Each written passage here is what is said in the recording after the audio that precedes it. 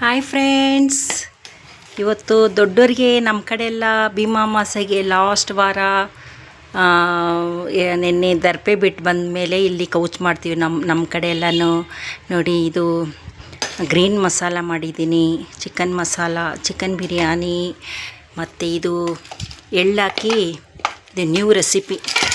ನಮಗೆ ಟೈಮ್ ಇರುವಾಗ ಒಂದು ಸತಿ ನಿಮಗೆ ನಾನು ವೀಡಿಯೋ ಹಾಕ್ತೀನಿ. ಇದು ಒಳ್ಳೆ ಕಬಾಬು ಮತ್ತು ಫಿಶ್ಶು ಅಂದರೆ ಈ ಕಡೆ ವಂಜರ ಮೀನು ಅಂತ ಹೇಳ್ತಾರೆ, ಅದು ಶಿವರ್ ಫಿಶ್ಶು, ಅದು ಒಂದು ಮೀನು ಫ್ರೈ. ಮತ್ತು ಇನ್ನೊಂದು ಬಂದು ನಮ್ಮ ರೋಹು ಅಂತಾರೆ, ಅಂದರೆ ಕ್ಯಾಟ್ಲಾಕು, ನಮ್ಮ ಕಡೆ ಕ್ಯಾಟ್ಲಾಕ್ ಅಂತೀವಿ. ಅದೊಂದು ಫಿಶ್ ಫ್ರೈ ಮಾಡಿದ್ದೀನಿ ಫ್ರೆಂಡ್ಸ್. ಇವಾಗ ಅರ್ಜೆಂಟಿಗೆ ಎಡೆ ಹಾಕಬೇಕು, ಹಾಗಾಗಿ ಇನ್ನೊಂದು ಮುದ್ದೆ,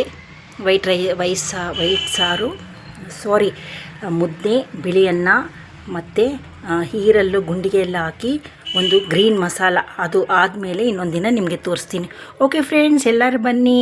ಹಾಗೆ ನಿಮ್ಮ ತಾಯಿ ತಂದೆ ಯಾರಾದರೂ ತೀರ್ಕೊಂಡಿದ್ರೆ ಮನೆಗಳಲ್ಲಿ ಅಮಾವಾಸ್ಯೆ ದಿನ ಈ ಥರ ದರ್ಪೆ ಬಿಟ್ಟು ಊಟ ಇಡಿ.